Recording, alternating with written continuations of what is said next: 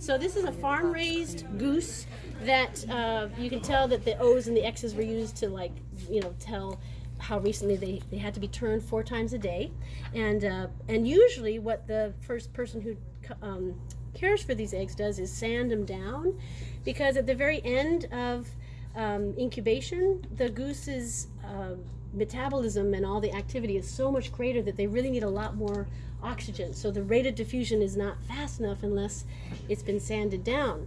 And naturally, the parents would have come back onto the nest from nearby lake. Their feathers would be wet, and the wetness would help kind of dissolve some of the calcium. So that normally that's what would happen.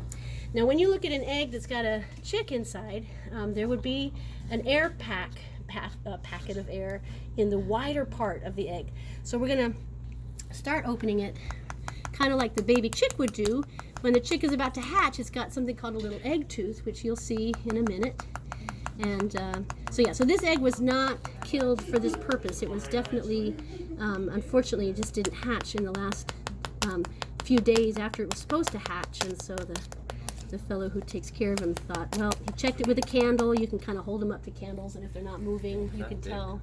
Yeah, it's a pretty thick egg. And so that goose has really got to work hard to open that egg up. So you'll see the little egg tooth. And there's really, eggs have 2 membranes. They've got the hard kind of calcium outer membrane, and then kind of an inner membrane that's a little bit more sort of leathery.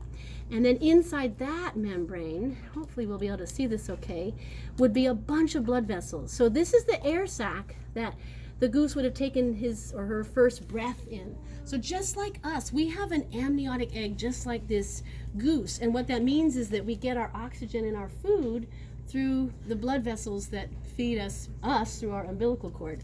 But at the end of incubation, they need a little bit of extra oxygen to really push through that egg. You saw how hard I had to work at it to get it open, and they're doing that all from the inside. So they take their first breath in that pocket of air, and at that point they start what's called, once they've broken through that pocket of air, it's called pipping, and they actually make noises to their parents, which is kind of cool. So this membrane that I'm exposing now, you'll see there's some blood vessels in it, and hopefully you'll see even more on some of these other membranes, because that's where the blood vessels would be that it would have gotten most of its nutrition from. So that's the air space.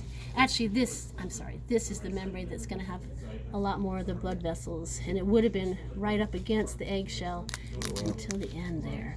So this is you can see the eyes, and this is the beak of the little baby goose. Did they say why they didn't hatch? So yeah, I was mentioning that earlier. It's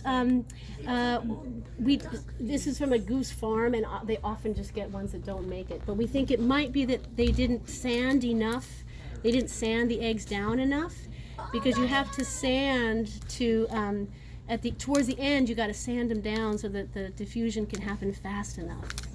So, okay, there's where you can start to see the blood vessels. They've closed off, well, they've died now, but those blood vessels get shut off right before, or right as they're taking their breath of air. They don't rely on the blood vessels anymore. You can see how packed the goose is in this shell. And now you can really see the... So cool as chick. Yeah, you can. Okay, now what I just tore off there, sorry, I didn't mean to tear it off there, is a little sac called the allantois. You can kind of see it. I think you might still be able to see part of it on the goose. It's where the waste accumulates. I think that might be part of it, and I think part of it is still left in the egg. But you can see how there would be, blood vessels in that inner shell. And then we can start to take out, and this is going to be a little hard to see because it is a baby goose. It didn't make it, but that's the neck. And you can see what we call the egg tooth right here. It's just a little tiny point right there that will, in geese, it'll get resorbed, sort of reabsorbed. In other birds, it sort of falls off. And and then these are the little wings, premature wings. You can see the thumb bone, which is called the alula. It's right there, and the feathers are not really. I know it is. It's how much of that did you know before the bird biology class? How much of that? Yeah, some. But But yeah, no, I've learned so much in this class. It's been so fascinating. But what I was really intrigued by, and this one, unfortunately, well, not unfortunately, but the other goose that we dissected, this is the yolk sac. And we all have a yolk sac as well when we're first, embryologically active. One of the first things that develops is a yolk sac that helps to give us nourishment. Right at the end of incubation, this yolk sac, so this baby was probably a few days from hatching, because in the last day before hatching, that yolk sac becomes entirely internalized, right? And they have this little sort of sac lunch that will keep them going for the first day or two after they hatch, because they've got to be, these are what we call precocial species, meaning once they hatch, they're pretty much ready to run around and find their own food. Other birds are born much more helpless, like human babies are born really helpless. So this yolk sac would have, you can almost see that it's the tissue, the belly kind of growing around it. Can you see that in that video? And then if we were to cut that yolk sac open, it would literally just spill out like the yolk of an egg that you're used to. We could do that if you want. No. You want to? No. Some yes, some no. Yes. It'll be, it's just like a yolk. So this feels a little harsh to do this, but there it goes. You see how that's just fluid yolk that's just like, it's a little bit discolored.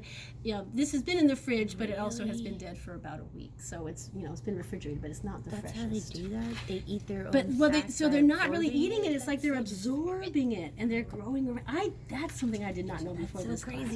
I thought that by now the yolk sac would have been used up. Yeah. So now in that yolk sac, there's probably about 30% of the energy that was originally in there. So a lot of it has been used up, and it's probably just a lot of liquid in there, maybe not so much nutrients, but pretty amazing. Huh? Yeah, that's crazy. Do you know whether it would have been a boy or a girl?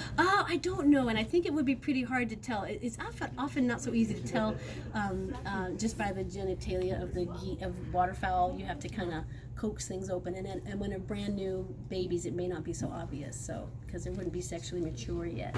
So I don't know, but you can see the webbed feet, the claws, and the little premature wings, and then that egg tooth.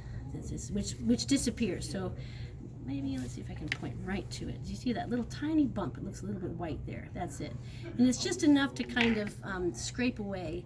So there's the blood vessels that, right up against the eggshell. That's where the blood vessels would have been to get as much oxygen. So the oxygen would be coming in through the egg. And this is why things like oil spills are so, even a drop of oil on the surface of an egg would coat it in a way that diffusion can't happen fast enough for these babies to keep breathing. So they're breathing, so they're constantly getting oxygen in, putting CO2 out through the eggshell, but the nutrient sac, this is pretty much it. That's what they've had since they were laid. So they're breathing through the eggshell? They're breathing through the eggshell. So the eggshells are porous. Even though they look really hard, there's microscopic pores through the eggshell. So what if you have thin water?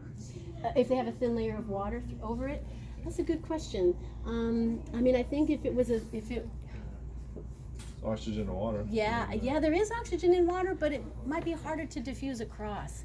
Would it die in the water? I think it probably would. I think an egg that was immersed in water would die. If there was a little film of water, it might be okay, but certainly even like a drop of oil would coat it enough that it would be lethal. So yeah. All right. Have you ever tried bullet? Have I tried what? Bullet. Oh, is that a baby bird? Oh, it's an egg. The